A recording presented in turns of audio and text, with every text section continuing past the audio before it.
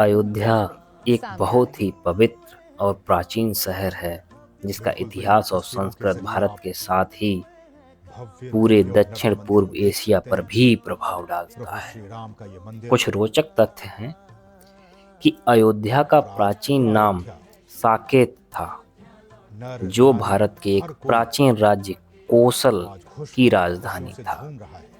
अयोध्या को भारत का प्रथम राजधानी भी माना जाता है, जिसे मनु ने बसाया था। अयोध्या को विश्व का सबसे पुराना शहर भी कहा जाता है, जिसकी स्थापना 9000 वर्ष पहले हुई थी। अयोध्या को विश्व का सबसे धनी शहर भी कहा जाता है, जिसमें 1000 द्वार और 9000 घर थे। अयोध्या को विश्व का सबसे शांतिपूर्ण शहर भी कहा जाता है, जिसमें कभी कोई अपराध और हिंसा नहीं हुई थी। ये सब विदेशी आक्रांताओं के आने के पहले की बात है। अयोध्या को विश्व का सबसे आध्यात्मिक शहर भी कहा जाता है, जिसमें बौद्ध, जैन, शैव, वैष्णव, शाक्त और सूर्य के अनेक मंदिर थे। दोस्तों नमस्कार। आज हम आपको इस वीडियो में अयोध्या के प्राचीन नाम और प्राचीन समस्त इतिहास के बारे में और अयोध्या का जो संघर्ष है वो कैसे शुरू हुआ, किन किन लोगों ने यहाँ पे जाने गंवाई, कौन कौन प्रमुख पात्र थे, किन किन लोगों ने पूरे संघर्ष में अहम भूमिका निभाई, अयोध्या राजवंश की गाथा कहाँ तक हुई और भी कई महत्वपूर्ण जानकारियाँ मैं इस राम मंदिर और अयोध्या के बारे में इस वीडियो में दूंगा, तो आप अंत तक देखते रहें इसको। अयोध्या को विश्व का सबसे विविध शहर भी कहा जाता है, जिसमें चीन, जापान, फ्रांस, इंग्लैंड और मुगल के दूत आया जाया करते थे।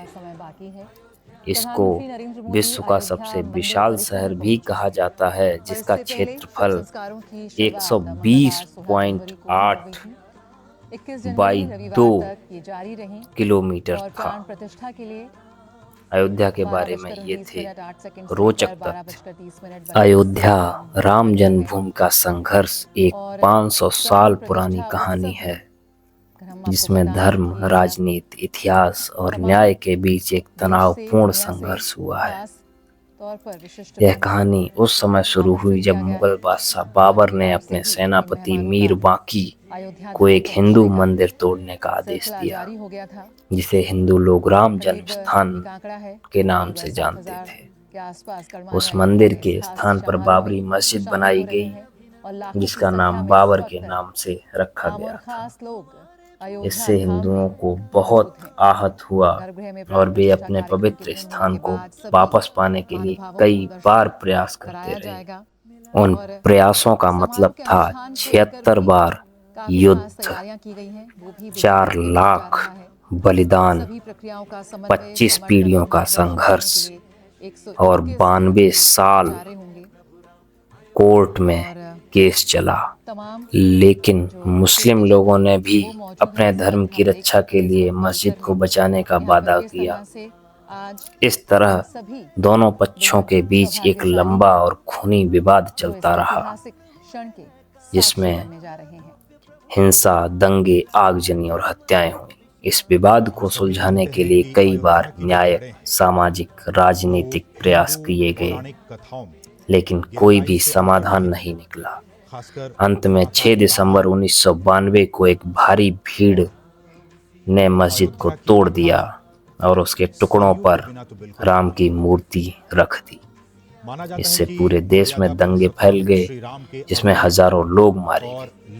इसके बाद भारत की सर्वोच्च अदालत ने इस मामले को सुनना शुरू किया और कई सालों की सुनवाई के बाद 9 नवंबर 2019 को एक ऐतिहासिक फैसला हिंदुओं के पक्ष में सुनाया।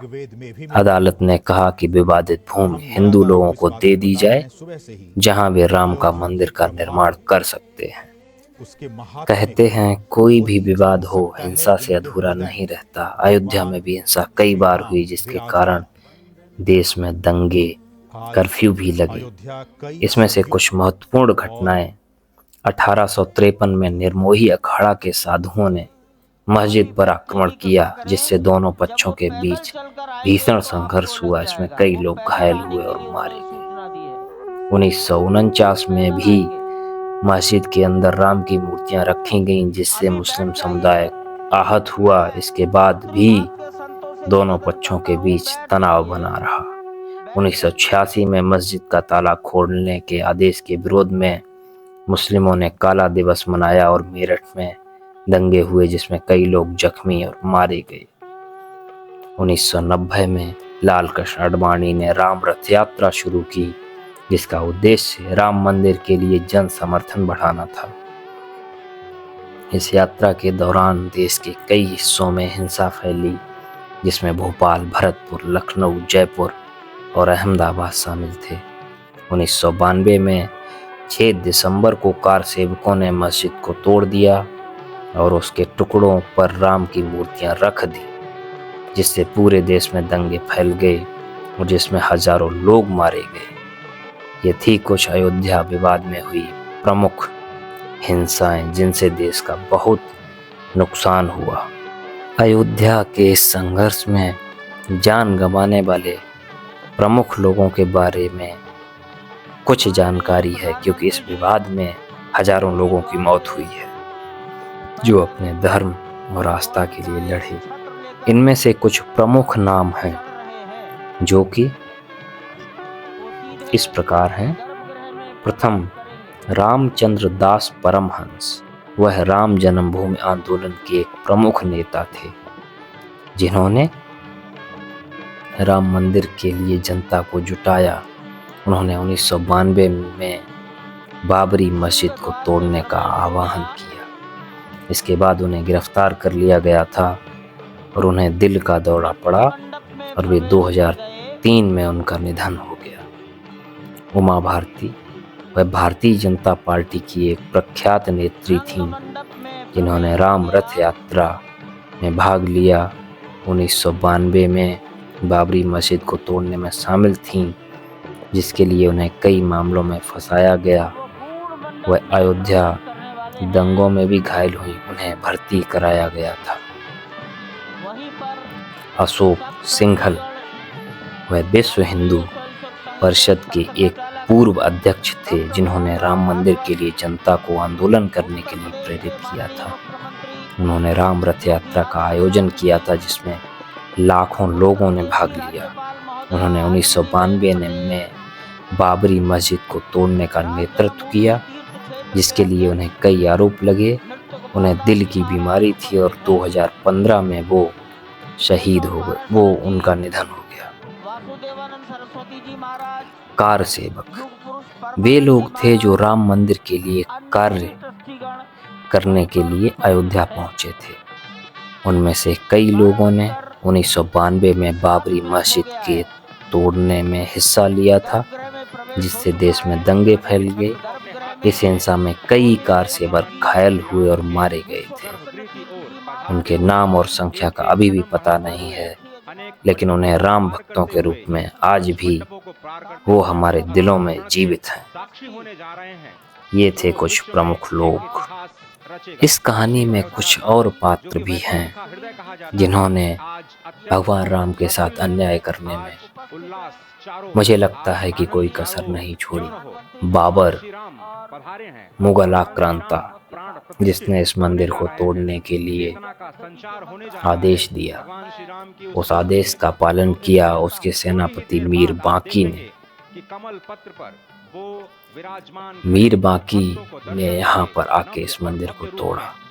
उसके बाद हिंदू समाज के कुछ शेर 1992 में पहुंचे और उन्होंने बाबरी मस्जिद को ध्वस्त किया और वहां पर रामलला को फिर से विराजमान किया। लेकिन उस समय मुलायम सिंह यादव की सरकार ने कार सेवकों पर गोलियां चलाने का भी आदेश दिया, जो कि याद रखने लायक बात है।